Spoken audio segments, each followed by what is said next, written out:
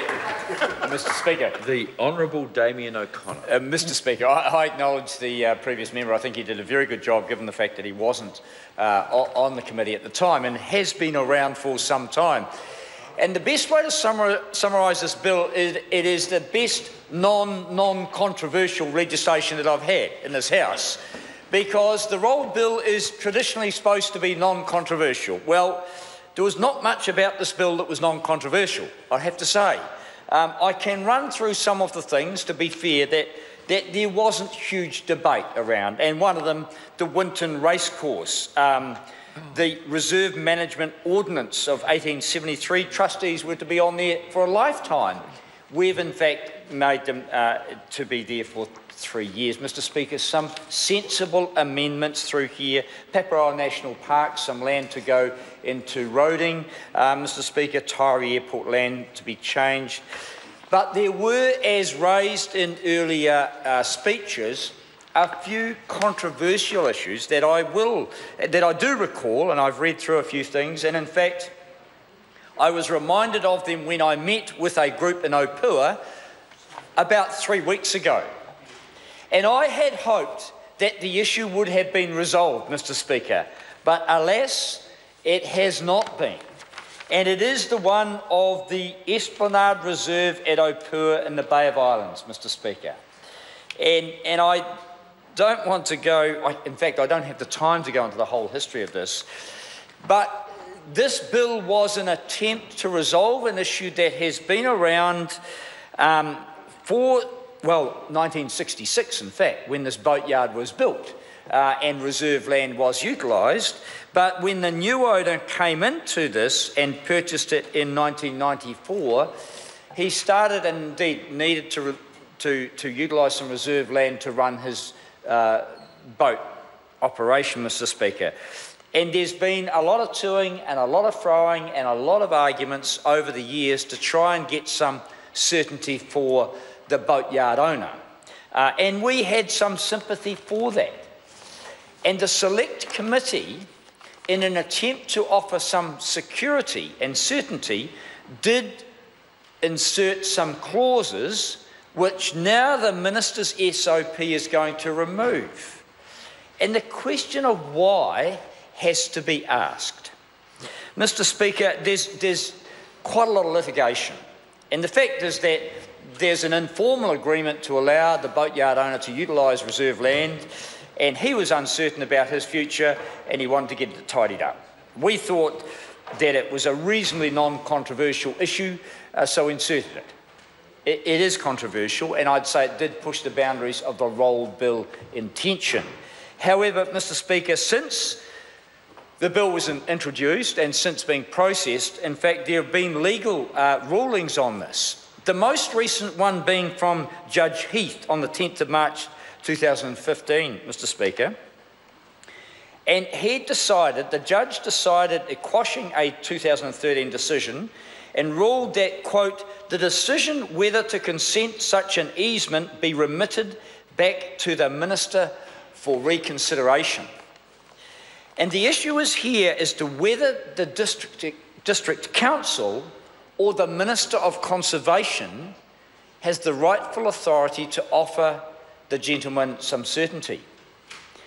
And unfortunately, I suspect that in the government removing these clauses from the bill, that would have given parliamentary certainty, but that easement right would have ended with the sale from this gentleman to someone else, as was the intent of the Select Committee. The attempt to hand the right back to the District Council means that potentially the District Council just writes out a right, or issues a right, I guess in perpetuity, they think, over what is rightfully Crown land under the jurisdiction of the Department of Conservation and thereby the Minister. So in fact, all of the debate, all the consideration of the Select Committee amounts to nothing, to naught, Mr. Speaker. And I feel a little sad about that, because I think the Select Committee genuinely tried to reach a solution which was a fair one, that is, issuing easements for current use, but not perpetuating the property rights and handing them over to the person, because it is quite a complex issue.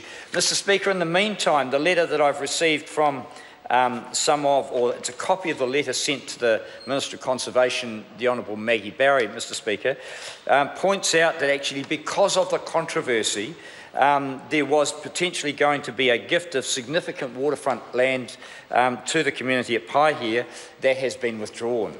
So this issue has not gone away in spite of the attempts of the Select Committee to deal with it in the rolled bill, and the SOP introduced by the Minister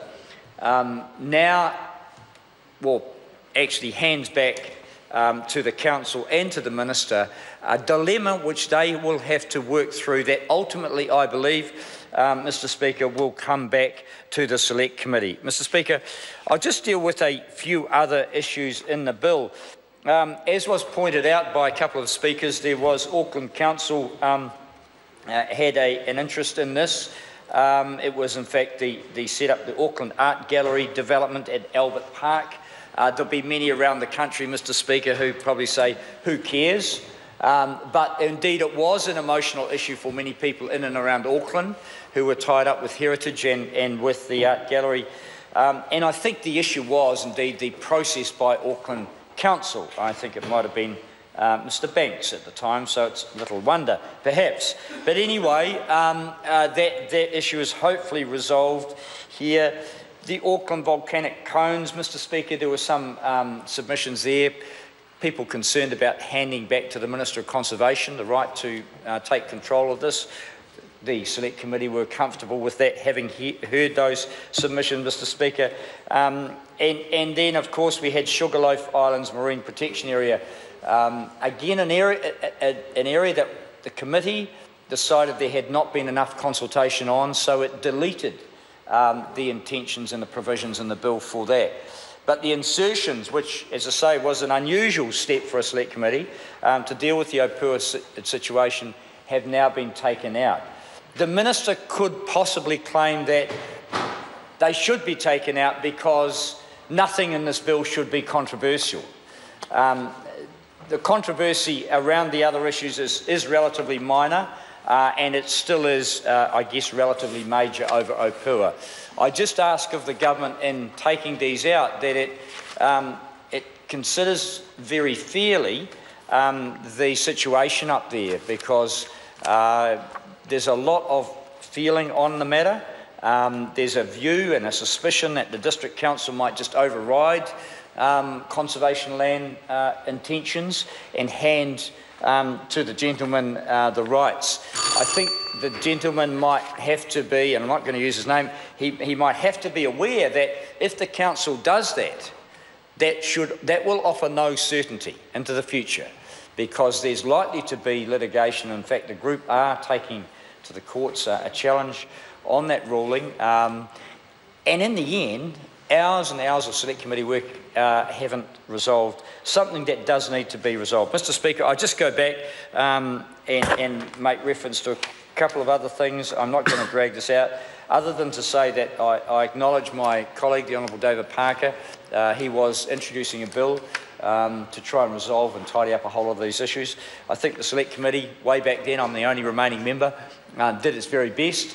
I think there probably will be, in the passage of this bill in the House here, and in the, I guess, weeks going forward, there'll probably be a few other issues brought to the table, the Opua one being among them, Mr. Speaker. The other one I must mention very briefly is the one of the Waitaki District Council, Lookout Point land, Mr. Speaker. There was a view within the community that the transfer of land to what they deemed as reserve land into the hands of effectively developers, and the council, in fact, to develop. The council to develop. Oh, there's the member down there who I'd say she should be very careful about advocacy in this area. It was a very tricky one with a number of people involved in this, and the money is supposed to be used at Oamaru for the purposes of heritage, and I acknowledge that. But there was a lot of emotion, a lot of feeling. The committee did what it hopes was the best thing with this, and that land is indeed going to be transferred and will be developed with some risk. Mr Speaker, this was an attempt by Parliament to deal with non-controversial legislation. In my view, it is non-controversial. I guess we'll have a few debates over the next couple of weeks on it.